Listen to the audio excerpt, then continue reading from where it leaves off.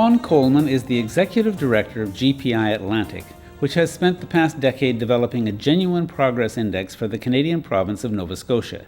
And in that capacity, he's already done a fine green interview, which is posted elsewhere on this site.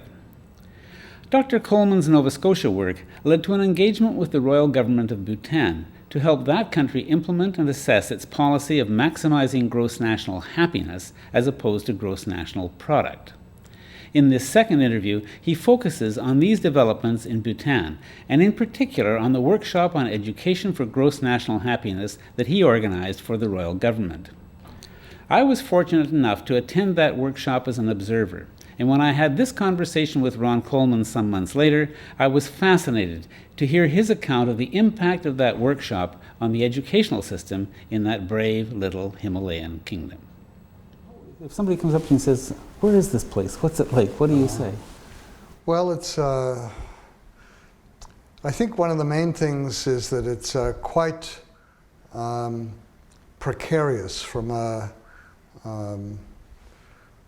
political demographic point of view, because a very small country sandwiched between two giants, India on one border and China on the other border.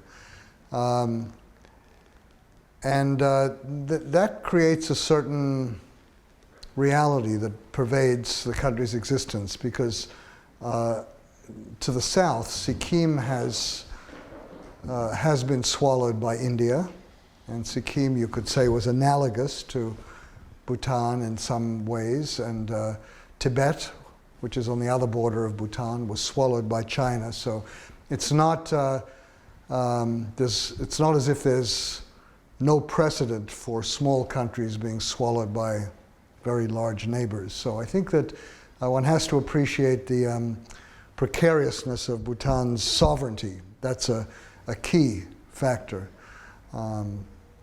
So I think part of Bhutan's determination to maintain some sense of cultural national identity stems from that reality. On the other hand, it is surrounded by high mountains. It is perched up in the Himalayas, and that's provided a natural protection for the country. Very little arable land because of the mountains.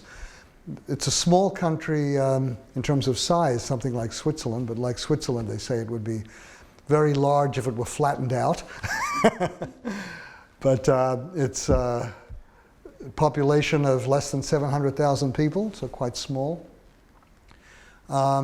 But also unique in some ways. It has never been conquered. It's been independent for quite a period of time, so it wasn't part of the colonial empires of Britain, France, Portugal, Netherlands. So it maintained its independence.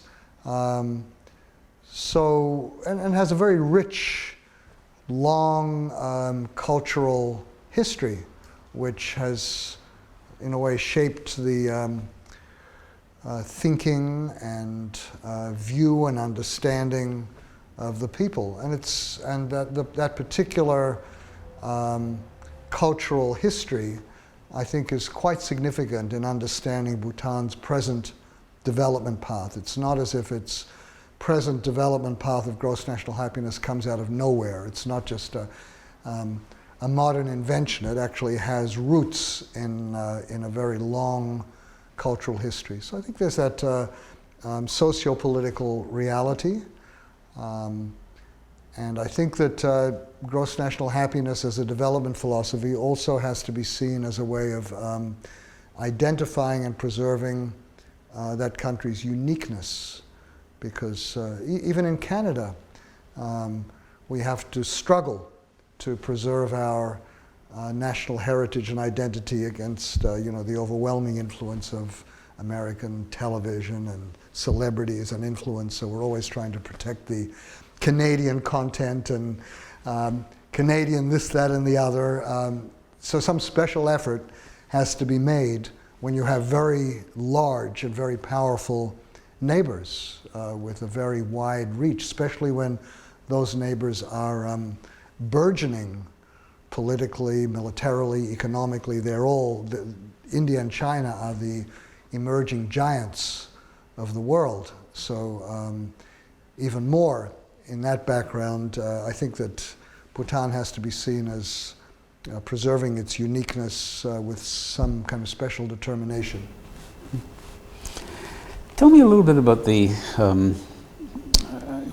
what you see when you get there. I'm thinking about the architecture. I'm thinking about the flags all over the place. There's a whole sense of who these people are that's actually visible as you drive around. Yeah, I think that that cultural inheritance is both quite deeply felt in people's manners and style and interactions.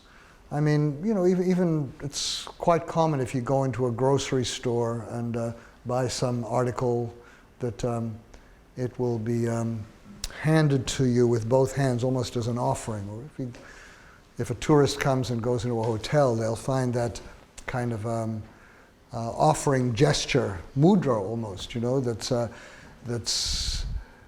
given. So those, you know, the cultural inheritance is felt in the interactions of the people and also quite visibly in the architecture, which has been maintained over a long period of time, in the living landscapes. Bhutanese associate living spirits in lakes, mountains, forests, which therefore have a kind of protection from those spirits, which are regarded as guardian deities of those places. So a lot of the tendency towards environmental protection actually also is related to that cultural inheritance. And you'll see everywhere pictures of the kings. Bhutan is very proud of a century of benevolent and wise leadership. They're quite proud of that. They're very fortunate in having had monarchs who have really governed in the interests of the people. I think it also needs to be said that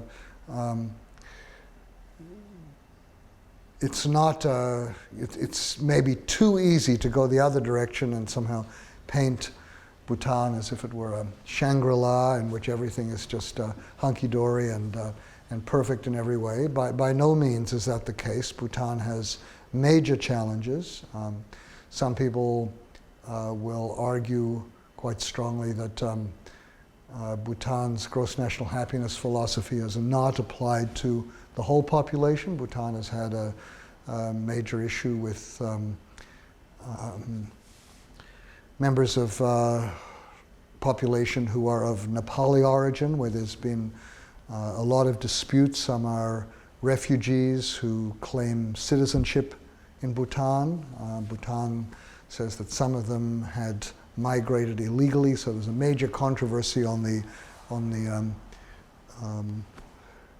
Nepali origin refugee issue, and whether even among non-Bhutanese who are not of Nepali origin, there are people who argue that some of the development in the western part of the country has been at the expense of the eastern part of the country. Bhutan does have several different languages, and the national language, Dzongkha, is the native language of the people in the west, but there are probably more native speakers of Sharchop in the east than of Dzongkha in the west. So there are many major issues, you know, that have to do with diversity, and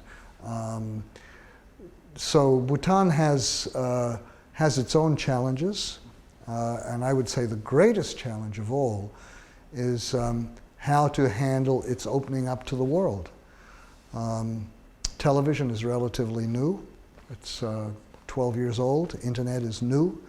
And Bhutanese are now being bombarded as never before with consumerist, individualist messages that have very little connection with their own cultural heritage. So how to preserve that quite rich wisdom tradition, where there's a lot of precious knowledge and understanding against this materialist barrage which is now entering into Bhutan. I think that's probably, and at the same time, Bhutanese want to develop. I mean, they are establishing rural health clinics in parts of the country that previously had no health care. They've massively reduced infant mortality. So average lifespan of Bhutanese has virtually doubled in the last few decades. So there are advantages to development and both economic, health, education, but how to manage that development so that the advantages of prosperity filter down to all levels of the population, and in such a way that the beautiful environment of the place, the cultural heritage of the place is not imperiled. So that's the challenge which the development philosophy of gross national happiness tries to address. That's the big challenge. It's a huge challenge. It's a huge challenge. Huge challenge, yeah. And the Prime Minister said at one point, I know, that he could see some deterioration in the attitudes of even very young children in quite remote places. Yes. Over the last, say, decade or so. Yes, there's no, and also there's very strong, as there is in most countries of Asia, Africa, and Latin America, strong rural-urban migration. And that brings its own challenges and issues. First of all, those left on the farms, left in the villages, now are getting older and older. Young people coming to the capital city, Thimphu, are often cut off from their old social ties that gave them a sense of social support, social network.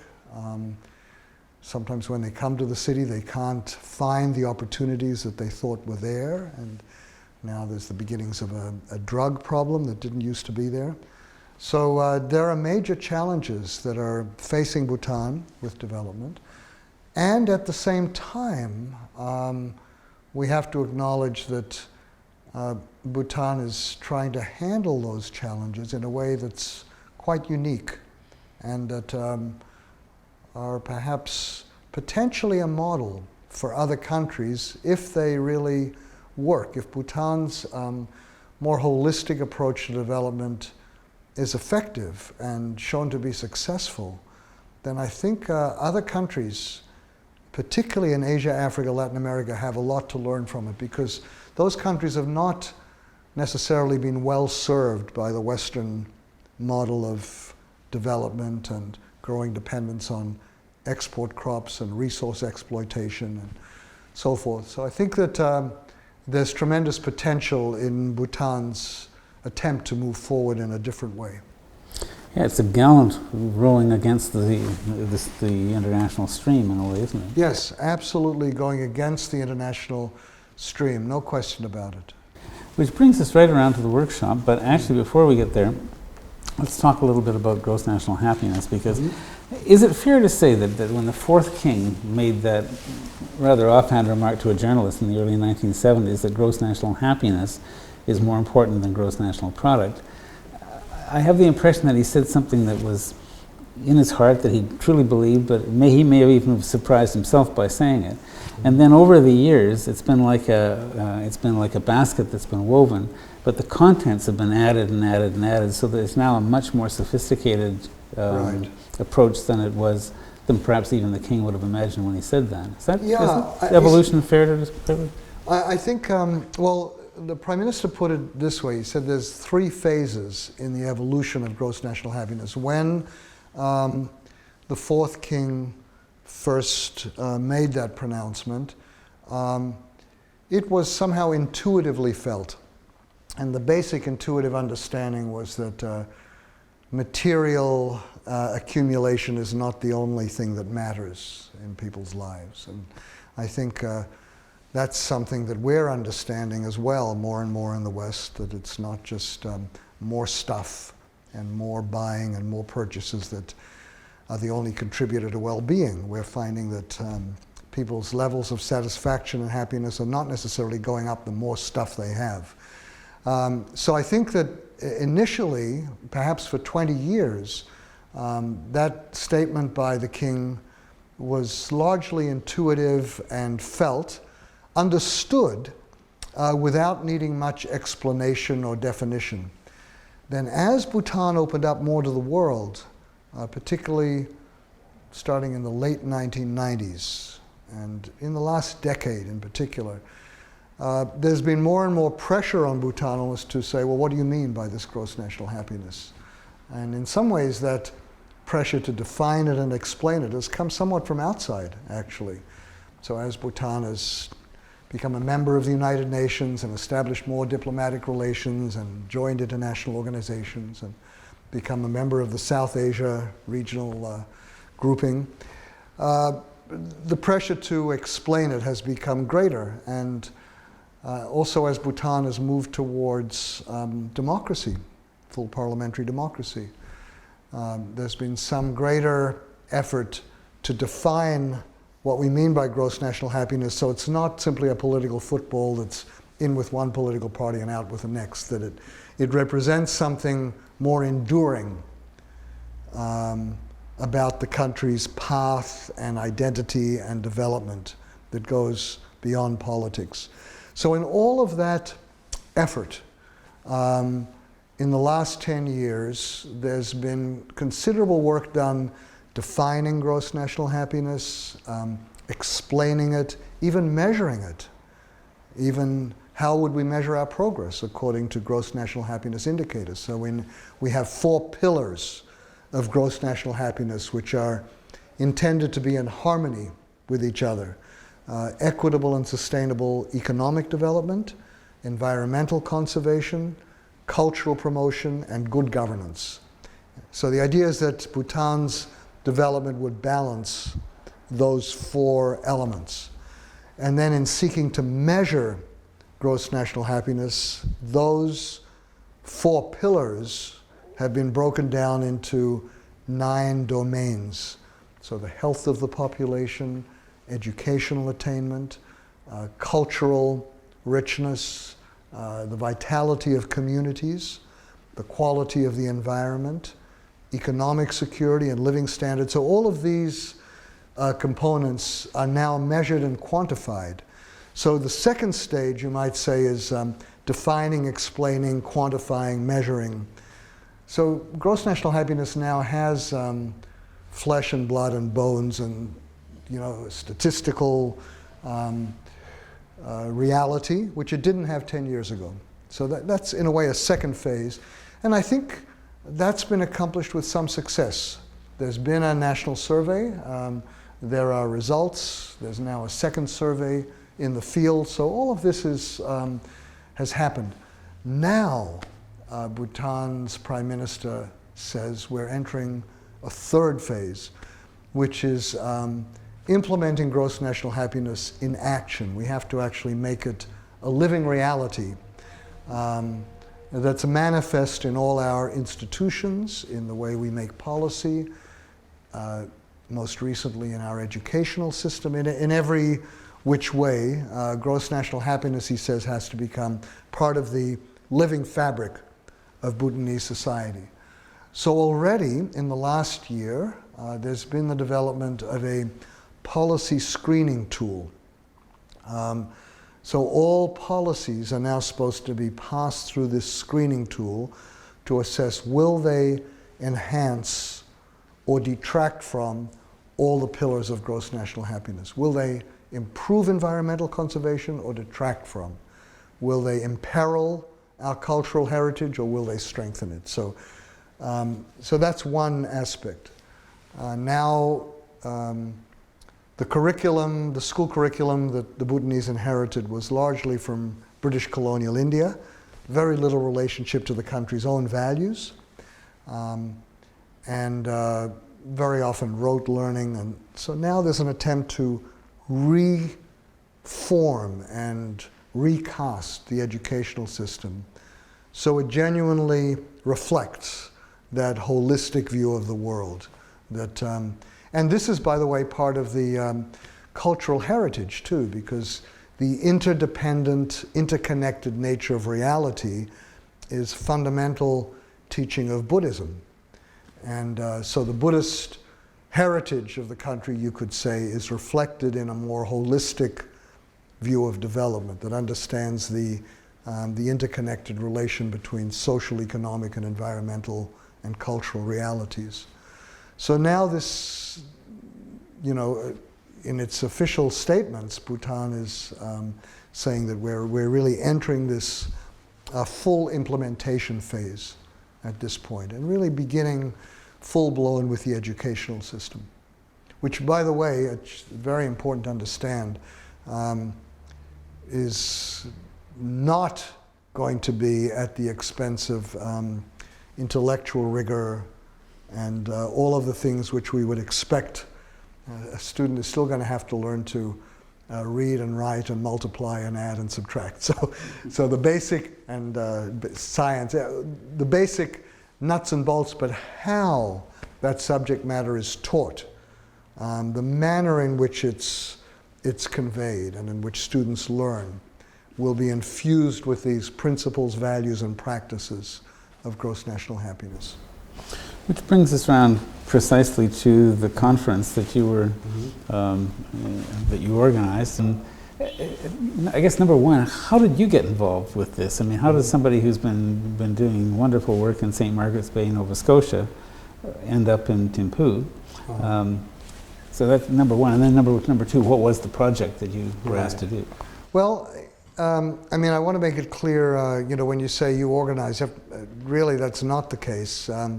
This was an initiative of the government of Bhutan. So it was actually an initiative from the Prime Minister himself. He said it was a deeply held, long-term dream of his to actually not just see gross national happiness in action in every facet of society, but particularly as a first step to see it brought into the educational system. So this was completely initiative of the government, and we were simply asked to help with some of the organizational work, and that's based on some years of association. We did host the Second International Conference on Gross National Happiness here in Nova Scotia in 2005. And at that conference, the current Prime Minister, Health Minister, Education Minister, and others were all present there. We've had an even longer association in working on these measurements, because our work is on measuring progress in a more holistic way. That's our Genuine Progress Index work is exactly on that. So as the Bhutanese were beginning to develop measures of gross national happiness, they sought some technical advice from us on how these things could be measured, on how a survey could be constructed to gather the evidence, on constructing their database. So some of the technical assistance we were able to help with.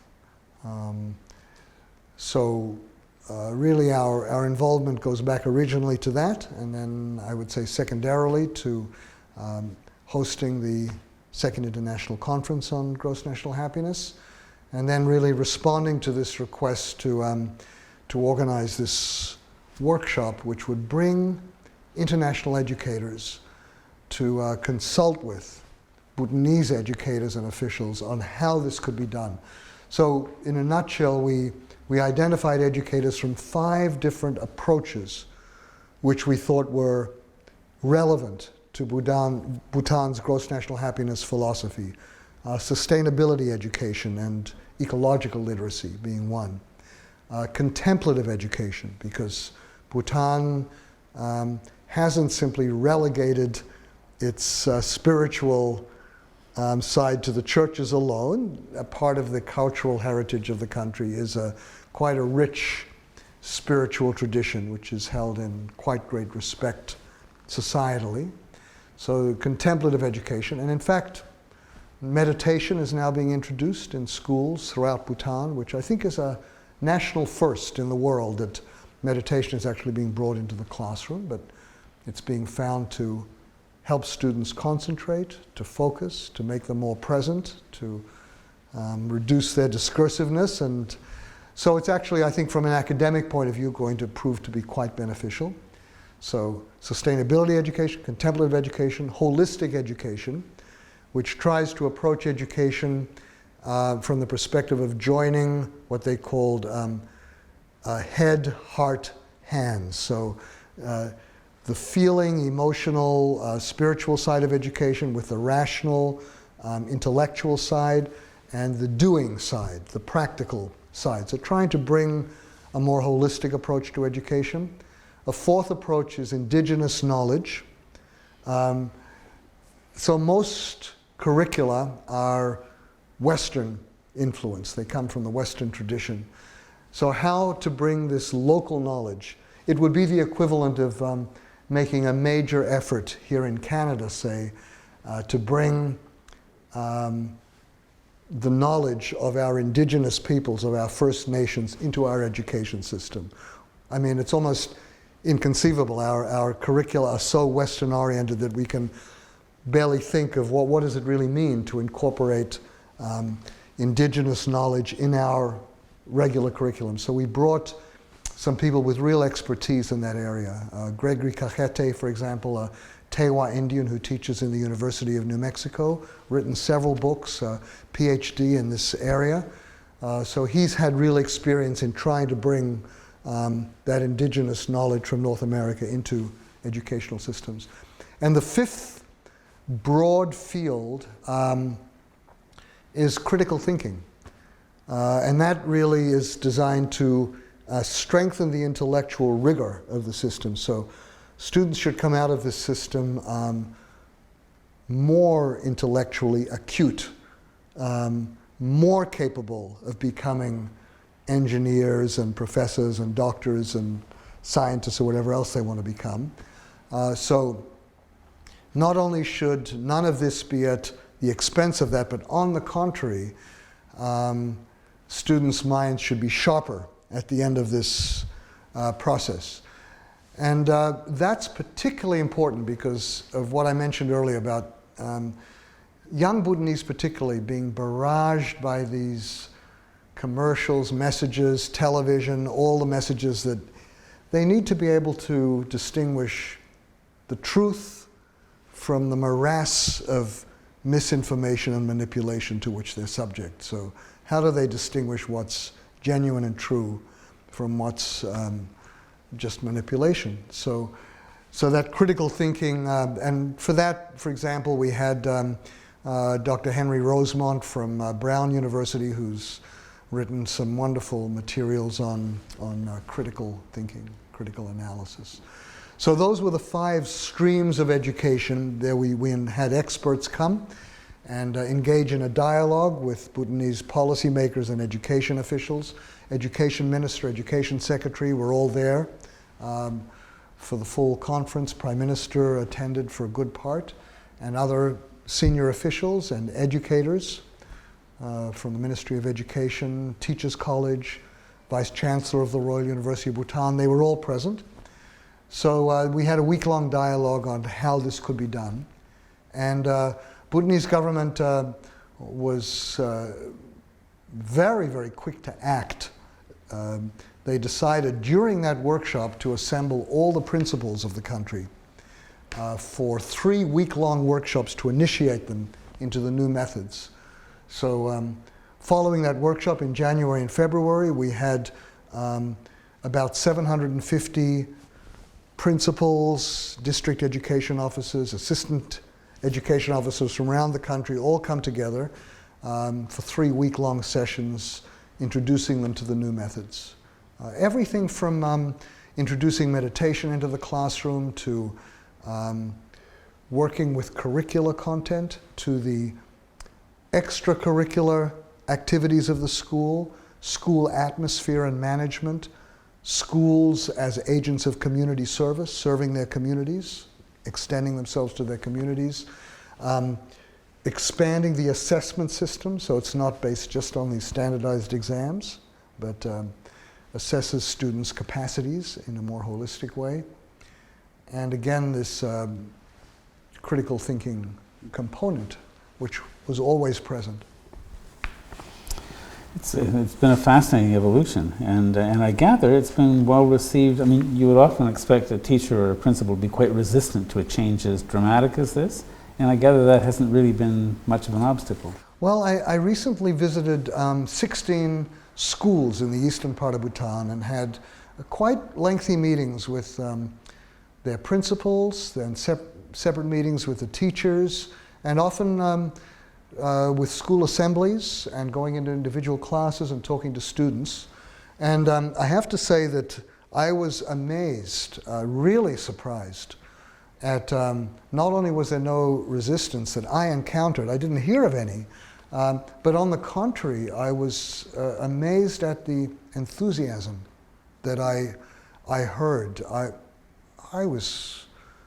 also would have expected more resistance. Well, this is the way we've always done things, and you know, people are trained in a certain way and they're used to a certain thing, and this is opening up a whole new kettle of fish. So, but the kinds of remarks I heard, just this would be typical. One school principal said, aha, at last I know what my job is really about. He said, I always knew that it had more to do, that there was something more than just administering the school and getting students through exams. You know, we had these young people with us for, you know, 7-8 hours a day, and they were with us at least as much as with their own parents, and you know, our job with them was more than just getting them through the exams and administering this institution, you know, administering pays. He said, now I know what my job is. It's really to raise these people as full human beings, as full citizens who can really contribute to their country, who are informed and understand the world, and you know, it's to raise human beings, you know, as opposed to perform on some standardized exam. And by the way, those who don't perform well on the standardized exams very often feel themselves to be failures in the conventional system.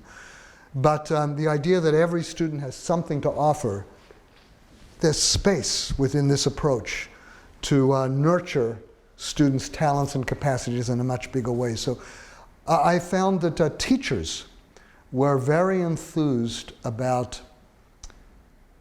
the importance of their role finally being acknowledged for what it really was. They finally felt as if someone had said, oh yes, the job you're doing matters. I mean, suddenly educators are being positioned as, you know, the consciousness of young people is happening right here. You know, you're playing a major role in the evolution of these young people's consciousness, who they are, the way they'll think of the world, the way they'll take this country in the future. And you're one-on-one, you're the front line, you know, you're working with them. So suddenly their role was being elevated to a much higher level. And I found that they were just, even though that might never have even been said in those words, but somehow they understood that their role was important,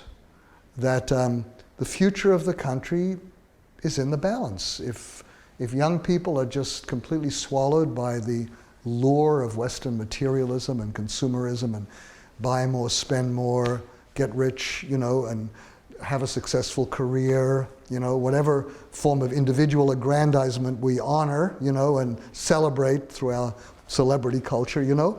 I mean, if that's going to be the model for young Bhutanese, then within one generation there'll be no gross national happiness, you know. That'll just be a fond memory of the past, maybe, and Bhutan will go down the development path of virtually every other country in the world.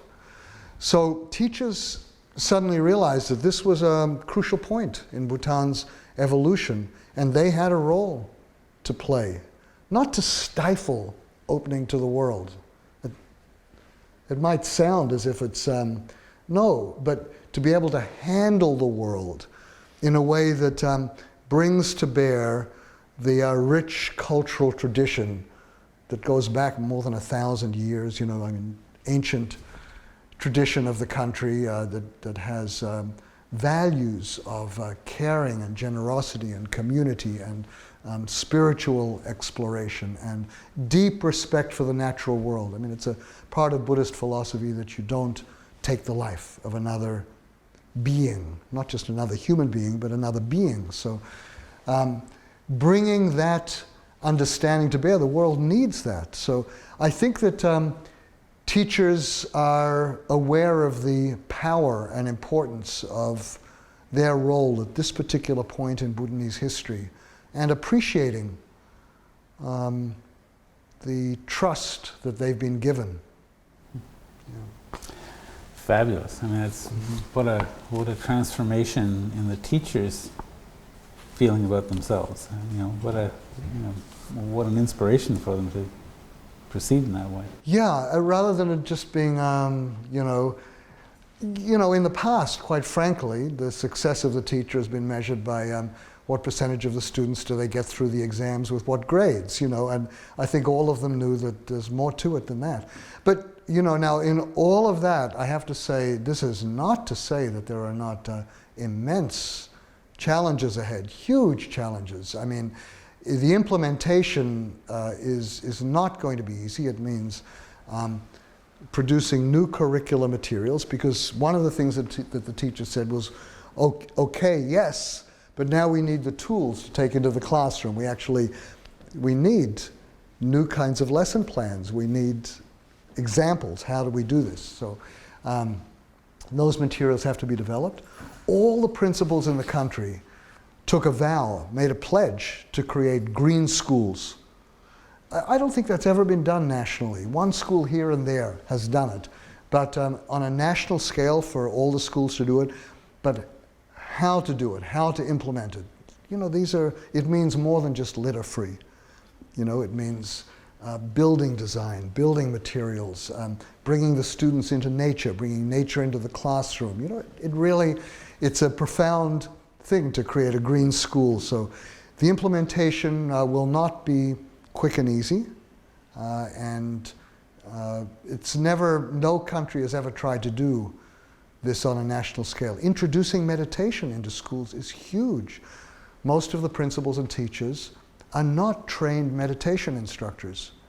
So, and meditation is profound discipline. So some schools have introduced it 2 minutes at the beginning of every class, and they're reporting good results from this. But nevertheless, meditation is a process which, as it goes deeper, requires further instruction, and you know, it's a path in itself that requires new training. So curriculum materials, training, there's a lot to be done for this before we can say with confidence that this is a living reality. We're not there yet. But what a wonderful start. Yes, the inspiration is good. Yeah. Yes. The foreign participants, one of the striking things about this is that this little country, which has been so cut off from the world, and that's not really the right wording for it, but you don't understand what I mean. It's been so much off on its own and on its own path, and has been phenomenally welcoming to the people that you've called to that conference, right? Yes. And I gather that they have continued to be involved.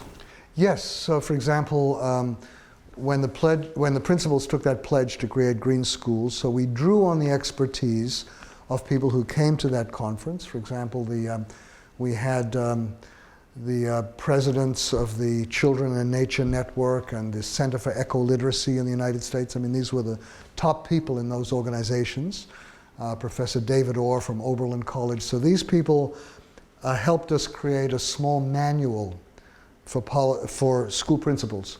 So we actually gave them a Green Schools manual, you know, so at least they could get started. And some of the people who came to that conference have helped us compile a very user-friendly meditation manual, which was distributed to all of the school principals. So we have had some very heartening, ongoing collaboration and involvement with those people. So people who came, I think the feeling I got is that everybody had a strong sense that this was important not only for Bhutan. It's not only Bhutan which is questioning whether the philosophy of getting ahead and having financial and career successes, is that the only thing that the world needs, or even that the individual needs, let alone the community?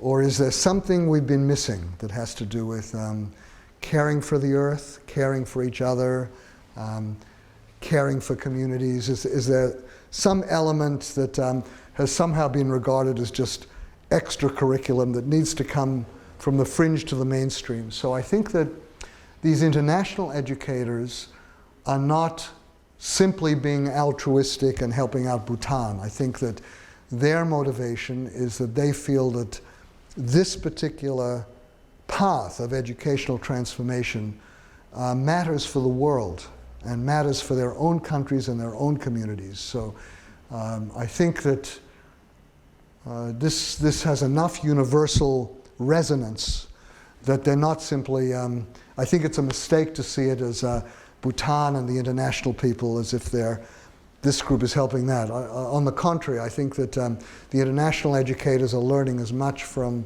the Bhutanese experience and from the Bhutanese approach. So I think it's very much a two-way stream and a two-way collaboration with potential for implementation and application beyond Bhutan's borders. 16 countries those educators came from, right? Yep, we had at the forum, we had people from 16 different countries, actually. Yeah. Remarkable. And we had directors and founders of schools, which are potential models. You see, even though no country has ever tried to do this with its national educational system, there are individual schools which have adopted these principles. So we had directors and principals, founders of schools, alternative schools we might call them, which are both academically successful, but which also have nurtured this care for the environment, deep appreciation of culture. Schools from Canada, United States, we had Ross School from New York, schools from India, United Kingdom, Thailand. So we had several representatives of model schools from different countries around the world represented. One last thing, and that is that underlying all of this is really fabulous leadership. I mean, leadership that really knows and understands and values its own country, its own people, and that's willing to be extremely bold in taking a departure. I mean, 600,000 people, this is an amazing thing to have happen. And yet, in that 600,000 people, there obviously are some incredible leaders and people with great vision and courage. Yes, there are. And one that strikes me very strongly is the Prime Minister. Yes. I wonder if you could talk a little bit about him and about those of his associates that you think particularly should be credited with. Well, I think that's true. And the Bhutanese maybe take for granted that they've had 100 years of benevolent government. But it's quite unusual in the world today to have that. Too noisy? Yeah. Okay.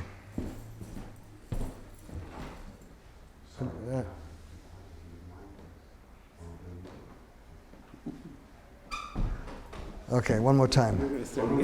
Okay. Anytime? Yeah. Tell me a little bit about the remarkable leadership of the country. Okay. I think the Bhutanese have maybe taken for granted the 100 years of quite benevolent leadership that they've had. But actually it's quite remarkable and unusual in the world.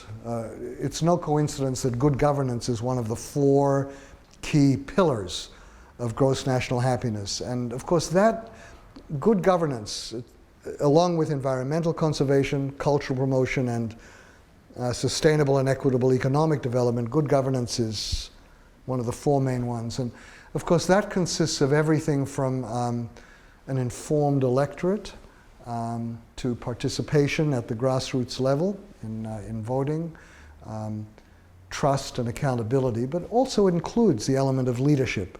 Is the leadership self-interested, or is it really in the interests of the people? And I think that the Bhutanese, almost without exception, I mean, I've never heard otherwise, even in frank personal conversations, they basically do feel that their monarchs have given them that benevolent, enlightened leadership. I think particularly people feel so grateful for the third and fourth kings for having launched them on a path that they really feel has been completely in their interest of the people.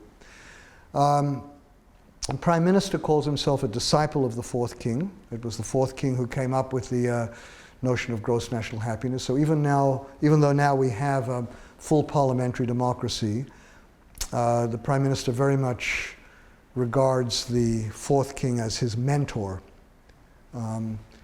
And the fifth king also, the present young king, is very, very popular. He's really called the people's king. When after the earthquake that Bhutan had about 18 months ago, he went around personally and visited the earthquake victims, slept on the floors of villagers' kitchens, and really tried to give them every support and encouragement that he could. So I think that tradition of caring for the people, being out there, and is still very much alive and very strong. The Prime Minister himself has very, in my experience, a very profound sense of vision. He's a very committed environmentalist. I mean, he will speak a language on the natural world that you just don't hear from other world leaders. Even those who are, have commitments, somehow his understanding of ecology and of the human dependence on the natural world is very profound. His appreciation of nature and human relationship with nature is deep. And as part of that enlightened leadership, we have to give some credit to the cultural traditions of the country, because I think there's no question that the Buddhist and Hindu philosophies, and those are the two main spiritual traditions of the country, have valued nonviolence. They valued, they have deep respect for a contemplative approach, a spiritual approach to reality that's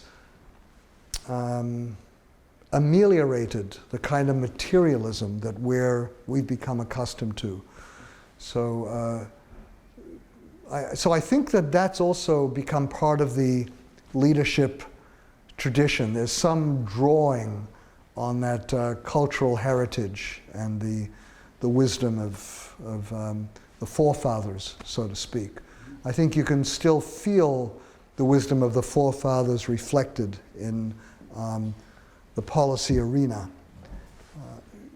There's not, but again, I don't want to paint too rosy a picture, because with the coming of democracy, there has, quite frankly, been much more suspicion that people have, are our parliamentarians becoming more self-interested and feathering their own beds, or just, trying to act in their own interests? So the suspicions that we're used to in our democratic system of, they've come to the surface in Bhutan, as Bhutan has made that very radical shift from absolute monarchy to parliamentary democracy. We're hearing more of that suspicion, are the politicians really just politicians in it for themselves, or are they really here for us? So I think we have both now. We do still have some real wisdom at the top, some real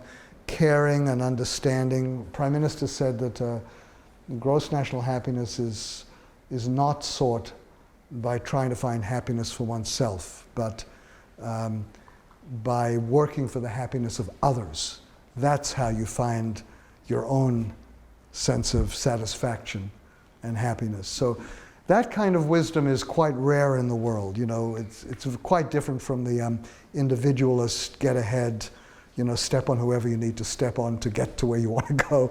It's there's some sense of caring community that's part of the leadership philosophy, and at the same time, Bhutanese are human beings, and they're not immune to the kind of materialist, consumerist tendencies that human beings have. You know, people are, they have their own desires. So some parliamentarians, when they were first elected, they made a big deal about getting their special parliamentary number plates and special parliamentary insignia, and, you know, a lot of people didn't like that. They thought, oh, you know, they're feathering their own privilege and feathering their own beds. And so we need to, I think, always acknowledge that Bhutan is at a crossroads. Yes, it has a tradition of wise leadership that you could argue goes all the way back hundreds and hundreds of years through the great spiritual masters who are now studied in the West, actually, you know, who Padmasambhava, who is really an icon well beyond the borders of Bhutan, but who lived and taught in Bhutan, you know. So I think some of that history of enlightened leadership really goes back a long way and is still manifest in ways that we can see today. And I have great respect for Prime Minister's vision and understanding, and his intellectual acuity and his commitment. It's quite remarkable, quite remarkable. But at the same time, I also see the, you know, the other side that particularly has come along with, I would say, with democracy. You know, it's the underbelly of democracy, you could say. And sometimes democracy produces lowest common denominator. I mean, look, you know, the Americans voted for George W. Bush twice. They voted for him a second time after they had witnessed him in action for 4 years. They'd had a chance to observe him and then voted him in again. So one has to ask whether democracy always produces the most enlightened and wise leadership, or whether it sometimes, you know, appeals to just, you know, what do we need to say to get the votes? And that can dumb down. So democracy does have the capacity to dumb down leadership. It has that possibility. Which is why gross national happiness in the schools is so important, because there's a certain sense in which the wise leadership grows out of a wise population, right? Yes, absolutely. And I think the hope is that, you know, incredible daring and courage that Fourth King had in abdicating from power, giving up his power in his 50s. He was quite young and healthy and hearty, and certainly people didn't want democracy. They loved their king, you know. But he understood that this was the way Bhutan had to go into the future, that the future wasn't one of monarchs. It was, and in a way, the philosophy of gross national happiness and the inclusion of good governance as a pillar is a tremendous entrusting of the people, passing along the history of wise and enlightened leadership to the people and saying, okay, now it's in your hands. So voting is not just a right, but a major responsibility. And if we want to carry this history and tradition of wise leadership into the future and benevolent leadership into the future, that every Bhutanese citizen is now individually responsible for making that happen. So that's a big leap. And in a way, some kind of hope that Bhutanese democracy might not simply dumb things down to a lowest common denominator, but actually demonstrate a different kind of democracy in which votes are cast in a really responsible way. In a way, what we have in the West is a democracy of consumers who expect to be served and to get stuff. Yeah. And if you can preserve that alternative way of looking at things in Bhutan, then you get a really responsible citizen, not just a consumer of government. That's the goal. That's the intent, and that's certainly the view of gross national happiness which is being brought into the educational system. In the end, I would say I can't bet one way or the other, whether that'll be successful or not. I think it hangs in the balance. I think that, and some of those issues that we dealt with earlier are still major issues. There's the issue of equity among the diverse sections of the population.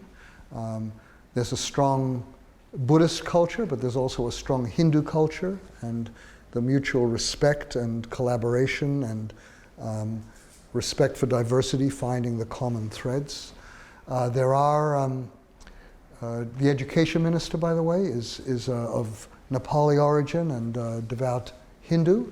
So I think that's a very positive sign, and he is very eloquent and very, very committed to the philosophy of gross national happiness. So I think there are some very hopeful signs in terms of the leadership and the development of commitment to this holistic view and of genuine vision.